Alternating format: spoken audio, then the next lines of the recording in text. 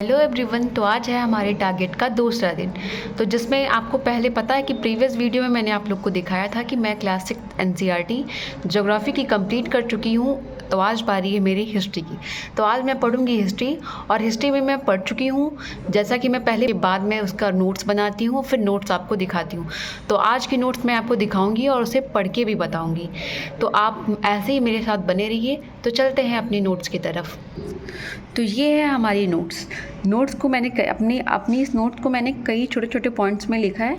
तो मैं points start करती हूँ पढ़ना। आप ध्यान से इसको सुनते रहिए, फिर तब भी आपका रिवीजन हो जाएगा। पहला इसका पॉइंट है, अतीत के अध्ययन से हम लोगों को वस्त्र, घर, जीवन शैली, व्यवसाय आदि के बारे में जान सकते हैं। तो ये कभी कभी क्वेश्चन आता है कि अतीत का अध्ययन हमारे लिए क्यों आवश्यक है, क्यों पढ़ना ज़रूरी है अतीत का अध्ययन।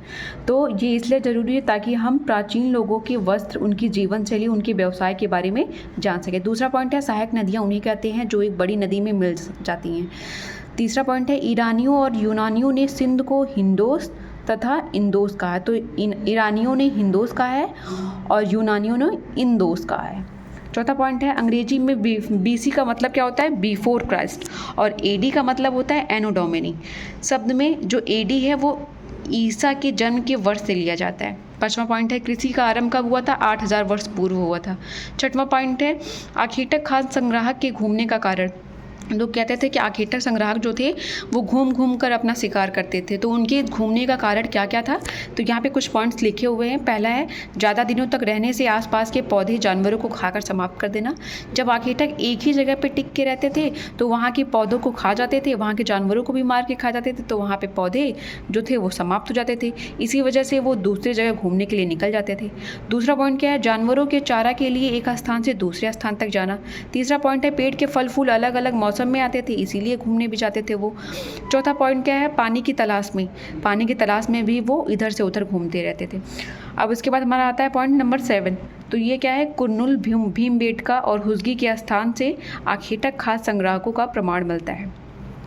आठवां पॉइंट है, पूरा स्थल जहाँ औजार, बर्तन और इमारतें जैसी वस्तुओं के अवशेष मिलते हैं। पूरा स्थल वो होते हैं जहाँ पे औजार, बर्तन और इमारती वस्तुओं के अवशेष मिलते हैं।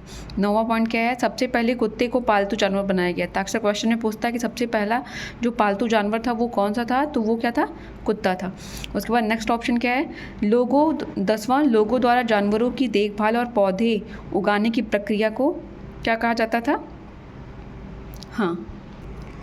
को स्थायी निवास कहा जाता था। उसके बाद क्या है, नेक्स्ट पॉइंट हमारा क्या है, 10वें के बाद 11वां, चौताल द्वीप तुर्की का नवपाषाण युग का प्रसिद्ध स्थल है। 12वां पॉइंट क्या है, फेयंस, बालू या स्फटिक पत्थरों के चूर्ण को गोंद में मिलाकर उनसे वस्तुएं बनाई जाती थी, तो उनको हम फेयंस कहते थे। नेक्स्ट पॉइंट क्या है हमारा, वेद 4 थे, ऋग्वेद, सामवेद, यजुर्वेद तथा अथर्ववेद। 14वां पॉइंट क्या है, ऋग्वेद में 3 देवता अग्नि, सोम तथा इंद्र की बात की गई है। 15वां पॉइंट हमारा है, महापाषाण प्रथा दक्कन, दक्षिण भारत, उत्तर पूर्वी भारत और कश्मीर में प्रचलित थी। 16वां पॉइंट हमारा, महाजनपद काल के राजा नियमित रूप से कर वसूलते थे। उनके कर का क्या था, उपज का जो 1/6वां हिस्सा उनका कर के रूप में वो वसूलते थे। 17वां ऑप्शन है, बुद्ध, क्षत्रिय और शाक्य गढ़ से संबंधित थे। उसके बाद है 18वां, उपनिषद का अर्थ क्या होता है, गुरु के समीप बैठना।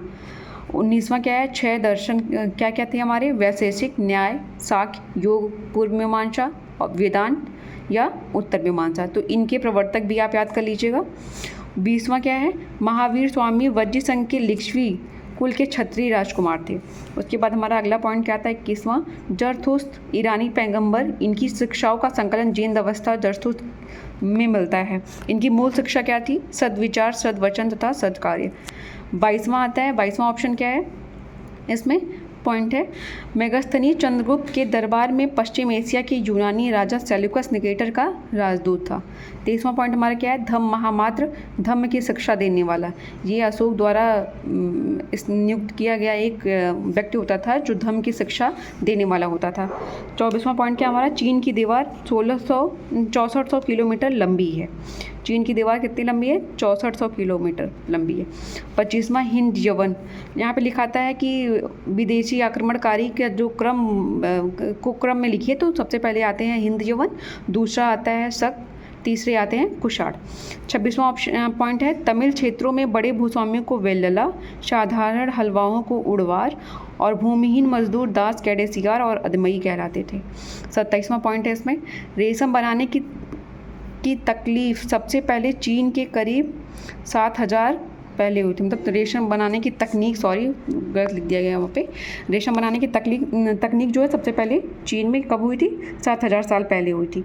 28वां ऑप्शन पॉइंट है इसमें सिल्क रूट पर नियंत्रण सबसे पहले किसका हुआ? तो कुषाण की है। 29वां पॉइंट है यहाँ पे, इधर है बोधिसत्व जो ज्ञान प्राप्ति के बाद लोगों को शिक्षा और मदद लेने के लिए सांसारिक परिवेश में ही रहना ठीक समझती थी। तो बोधिसत्व क्या थे?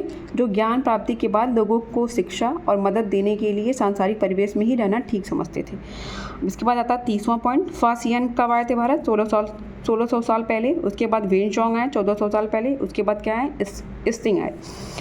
31वां पॉइंट है ईसा मसीह का जन्म बेथलहम में हुआ था। इसके आगे देखिए